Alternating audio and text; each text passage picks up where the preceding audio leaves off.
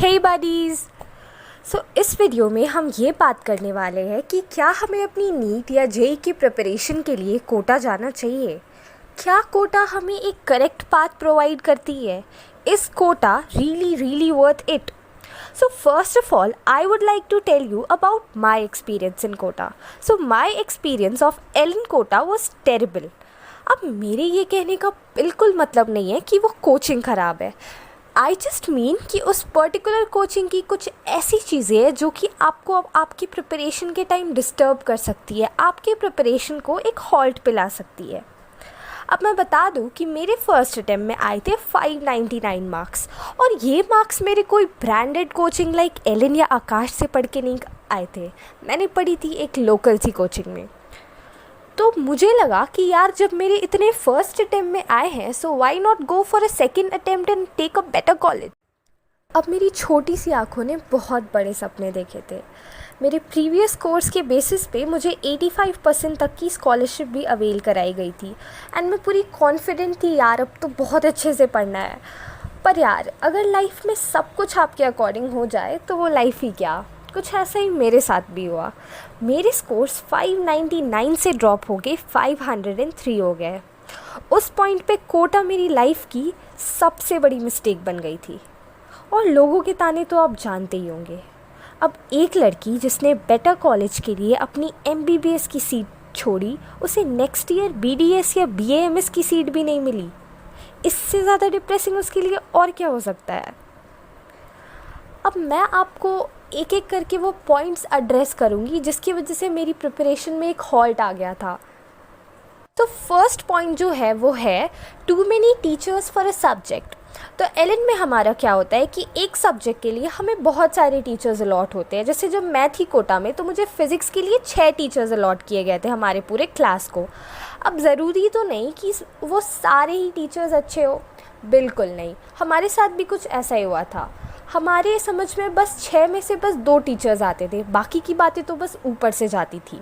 अब होता ये है ना कि हमें टीचर के पढ़ाने के वे में एडजस्ट करने में टाइम लगता है, और अगर आप तुरंत से टीचर चेंज कर दो तो फिर आपको नए टीचर के साथ एडजस्ट करने में भी टाइम लगता है। तो हमारे साथ यही होते गया, जब हम एडजस्ट कर लेते थे तो टीचर चेंज हो जाते थे।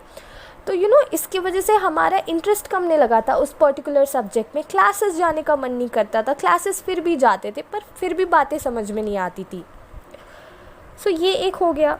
दूसरा होता है जो सेकंड पॉइंट है वो है क्राउड इन डाउट काउंटर्स। अब वहाँ डाउट काउंटर्स तो थे, पर डाउट काउंटर्स में इतनी भीड़ होती थी कि लगता है भाई एक क्वेश्चन के लिए हम 1 घंटा क्यों रुके। मतलब हमें जस्ट एक क्वेश्चन सॉल्व कराना है, हमारा एक क्वेश्चन नहीं हो रहा है, उसके लिए हम 1 घंटे रुक जाए तो वो बहुत बड़ा टाइम वेस्ट लगता था। और अगर आप ये सोचो कि हम रोज़ के डाउट्स को एक्यूमुलेट करते जाएंगे और एक दिन जाके पूछेंगे, तो that was a very problematic thing, क्योंकि फिर वो एक बैकलॉग में कन्वर्ट हो जाता था। The third point is low frequency of tests.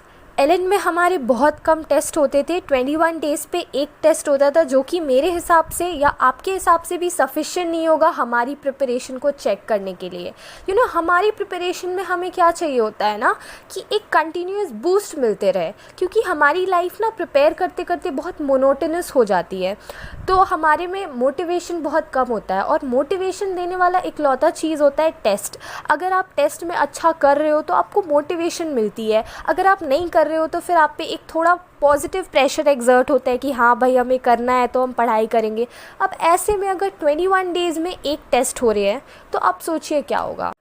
The fourth point is that they complete your NEET syllabus too late. अब अगर सिलेबस ही लेट कंप्लीट होगा तो हम रिवीजन कब करेंगे।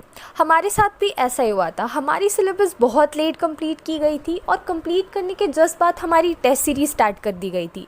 अब अगर हमने रिवीजन ही नहीं की है तो हम टेस्ट कैसे देंगे।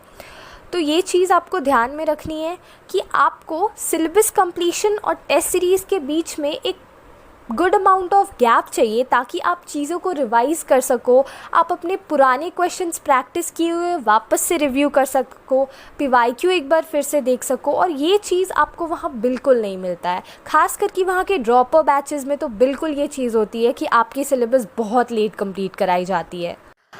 सो I have addressed all the points I wanted to address in this video. और ये सारी वो बातें हैं जो कि मुझे लगता था कि काश मुझे भी कोई बताता कोटा जाने से पहले।